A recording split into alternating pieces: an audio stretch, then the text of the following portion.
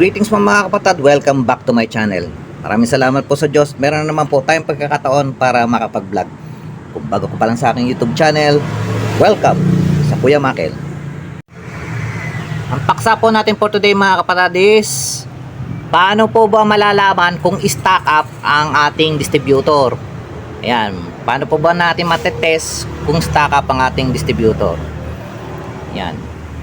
Kaya ako naggawa nito mga kapatid ng video na ito. Although sa mga previous ko mga video, na-explain ko na po kung paano malalaman na i-stock up yung ating distributor. Kaya lang nakapaloob siya sa mga videos ko, hindi nakikita ng ating mga kapatid. So I've decided na gawan to ng separate video. So paano nga ba? So mga kapatid, ito yung ating distributor. Una natin gagawin, tatanggalin natin lang yung mga bolt na yan, 3 bolts na yan, and i-check natin yung rotor ng ating distributor. Matapos po natin matanggal yung mga bolts, atin ang huhugutin yung kanyang distributor cap. Yan, tanggalin po natin siya, itabi ng bahagya, ganyan. And yan, makikita nyo mga kapatid, naka-expose na po yung ating rotor. Ayan. Hindi nyo makailangan na i-top dead center pa yan. Kahit anong position po yan, pwede po yan mga kapatid. Ngayon po mga kapatid, napakadali lang. Ang gagawin nyo na po mga kapatid, i-rotate nyo lang ito ng counterclockwise. Yan, counterclockwise. So, yan. Pihitin nyo lang pa ganyan, sagad, then sabay bitaw. Ayan, ganyan mga kapatid. O, yan. Makikita nyo mga kapatid, pag pinili ko counterclockwise, binitawan ko, kita nyo, biglang ano yan, bumabalik yan. Kasi meron po yung mga return, may mga spring yan sa loob. Yung ating mechanical advancer. Ay, naririnig yung pumapalo na yan, mechanical advancer po yun. Part ng mechanical advancer. Ayan.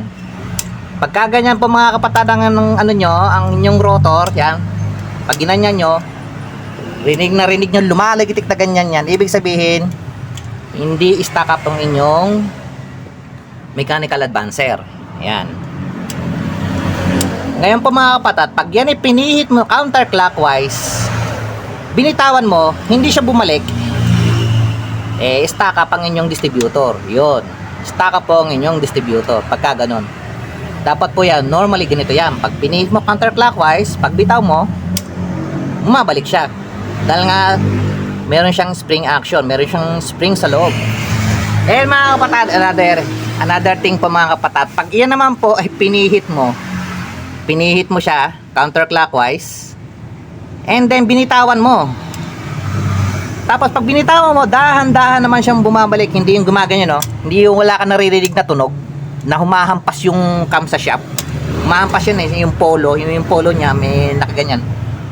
Gumaganon siya kaya humahampas na ganoon sa polo yung yung cam. Kaya ganyan, tumutunog na ganyan yan. Pag pinihit mo naman ganyan yan, and binitawan mo, then slowly siya bumabalik, considered na rin po yan mga kapatid na stock up. Yan, ganyan mga kapatid. Yan po malalaman kung stock up ang ating distributor. Ngayon naman po, another way para laman natin kung stock up ang distributor is by using yung ating very reliable na timing light. Yan, yung susunod ko ituturo sa inyo. Gamit po mga kapatid yung ating timing light, gawin natin, i-rev natin siya. Dapat po pag i-rev natin mga kapatid ang ating makina, yung ignition timing po niya dapat nag-a-advance. Pag nag-a-advance po yung mga kapatid, ibig sabihin hindi po stock up ang ating distributor. Yan. Yan, para ma-isolate natin yung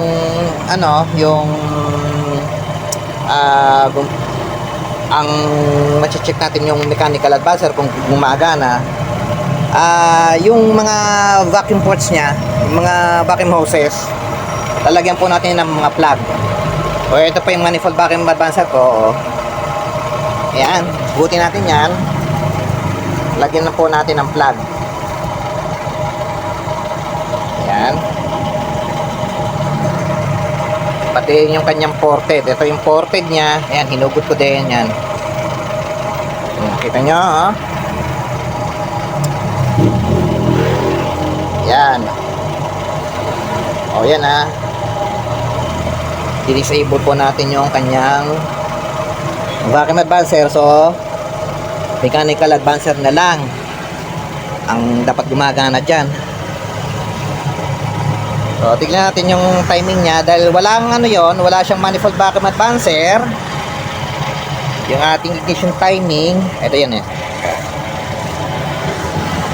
Iyan muna natin. Ayan. Ito po yung 10 degrees mga kapatid. Yan yung 10 degrees. Dahil tinanggal natin yung manifold vacuum advancer, dyan tatapat yung ating timing sa ating pulley. Yung naglagay ako ng pintura sa pulley, makikita yung mga big blink yun. Dito yung nakatapat yun. Ano ibig sabihin, nasa ano siya? 10 degrees siya. Ayan. O, tingnan natin. Ayun. Ayun. Ayun siya. Okay, ito yung mga kapatid. Ayun, nasa 10 degrees siya. Medyo malabo eh. Ayun. Ayun, nakikita niyo ba? Ayun. Try pa natin na i-magnify para makita nyo.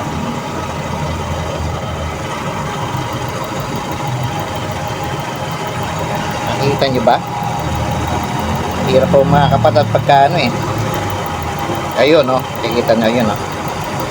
Ayan. Nabiblink. Naka 10 degrees po yan. Ngayon para mga kapatid, para mas madali kong mapakita, mahirap kasi sa angle na yun eh. Pag doon tayo nakatingin, yung pulley, kita nyo yung pulley, merong mark sa gilid. Oh. Ayan, nakitang-kita nyo naman siguro. Ayan ah. May nagbiblink na kulay puti sa ating pulley. Ayan oh. Magnify ko pa.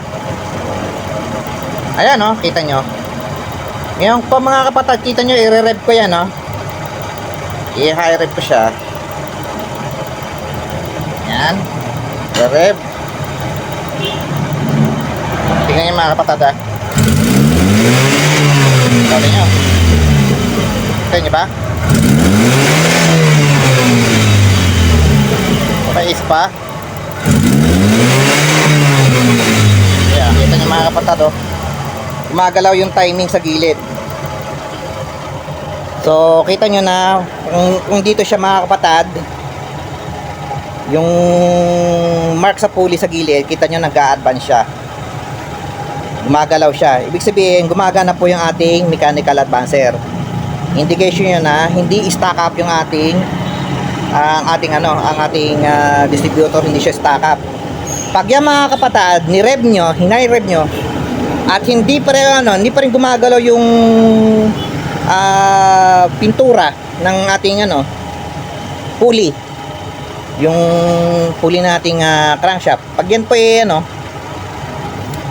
naka-steady pa rin ganyan, naka-high rev na, hindi pa rin gumagalaw, ibig sabihin po nun, stack up po yung inyong distributor. Yung halimbawa po at taas-taas na RPM, talagang gigil na, gano'n na. Hirap na yung RPM, hindi pa rin umuusad yung yung kanyang pintura, o kaya gumalaw man siya konting-konti lang, ganun lang siya gumalaw, stack up po yung ating distributor. Halimbawa naman po mga kapatid, na check nyo, okay naman to, yun, kagaya na sa akin, ganyan siya, hindi mo masasabihin na stack up siya. Gumamit na kayo ng timing light, chinek nyo dyan, nag-a-advance naman. Pero bakit ganyan? Kumakadyot pa rin yung sasakyan nyo. So, kumakadyot siya. Lalo na pagka merong aircon, kumakadyot pa rin ng yung sasakyan nyo. Masasuggest ko, try nyo rin naman i-check yung yung inyong vacuum advancer. Yan. Yan kasi ating vacuum advancer yan. Di ba nakalink yan sa tanggalin natin ang rotor para nakalink niya dito, yung ating vacuum advancer, nakalink po yan dito sa ilalim ng ating pickup coil. Yan. Yan, kung meron tayong, eto, kung meron kang vacuum pump kagaya nito, yan, makikita mo, pag in-apply natin siya ng ng vacuum, ayan, ina-advance niya yung timing, oh. Oh. Ayan, oh. Ina-advance niya. Oh, ayan, oh. Magalaw siya, oh. Release ko yung vacuum, babalik na siya. Ayan. Oh, halimbawa, siya, ayan, nagkaroon siya ng vacuum. Nilagay ko ito sa ported vacuum, ha. Ayan, ported vacuum. Ported vacuum naman. Ayan, nilagyan natin, in-apply natin ng vacuum. Pag nag-release tayo, ayan. Re-retard ulit yung timing, yan. Yun ang function niya. Hinihilan itong ating vacuum advancer, itong mga joints o linkages ng sa ating pickup coil. Kumbaga dito mga kapatid, yan, halimbawa eto sa contact point, ayan, kulang na lang yan, nakaganyan siya, meron siyang parang nakaganyan dito, hinihilan niya yan, hinihilan siya, ginagalaw niya tong breaker plate, yan, pinagagalaw niya para mag-advance. Ang nangyayari mga kapatid, kaya yan kumakadyot, ayan, nasa contact point ko usapan, no? Ayan yung kumakadyot, yung mga bearing niya hindi well lubricated ng grasa, hindi siya lubricated. Dapat po kasi mga kapatid yan, isang daliri niya lang, mapapagalaw niya yan, ayan, ganyan. Nangyayari, yung ibang mga decontact point na distributor, kulang na nga sa lubrication, puro na to, hindi mahila ng vacuum advancer, yan. Mahila man niya, nangyayari sa mga kaso ng kumakadyot, mahila man yan yung itong breaker plate. Pag nahila niya, dahil nga restricted yung yung mga bearing niya, nade-delay yung timing. Instead na mabilis bumalik, parang nangyayari may delay ng time para makabalik. Kaya nangyayari yung nagkakaroon ng kadyot. Kaya ayun ang nangyayari pagka stack up yung inyo namang breaker plate. Dito naman sa kaso ng ating electronic na distributor, electronic type, yan, kita nyo, ayan, meron siyang yung linkage nito, itong ating vacuum advancer, yung linkage niya naka-connect niya sa ilalim, parang ganito din. Kaya may bilog siya na pinaiikot. Yun yung pinagagalaw niya mga kapatid. Sa madalit sabi, pinagagalaw niya, kulang na lang sa lubrication. Dapat din yung mga kapatid, ito yung itong yung pickup coil na yan, kung saan siya nakalagay, dapat yan, daliri mo lang mapapagalaw mo yan. Pinakamaganda.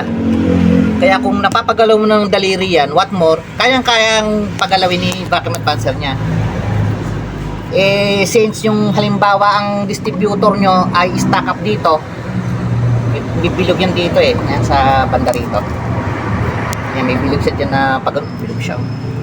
Mga ganun yun hindi siya lubricated, makalawang na.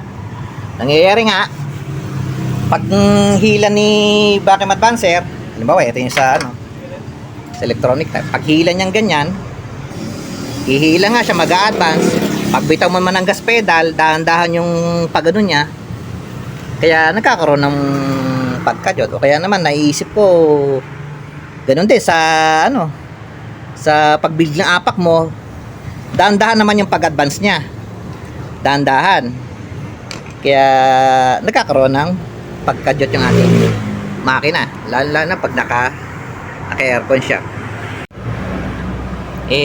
Kung sa punto naman po mga kapatid na nalaman nyo na stack up ang distributor ninyo, ano yung gagawin nyo?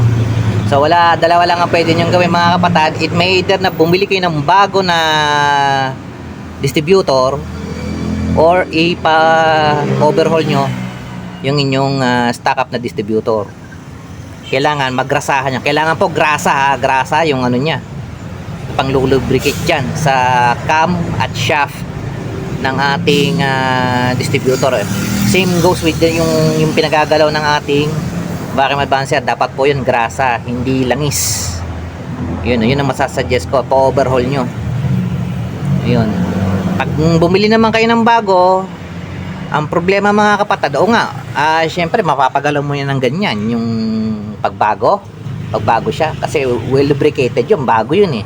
Pag ginanya mo talaga yun, lalagitik yun, papalo yun. Ang problema mo naman mga kapatid sa bagong distributor, by experience ito ang aking distributor nito, Maxim brand dito mga kapatid.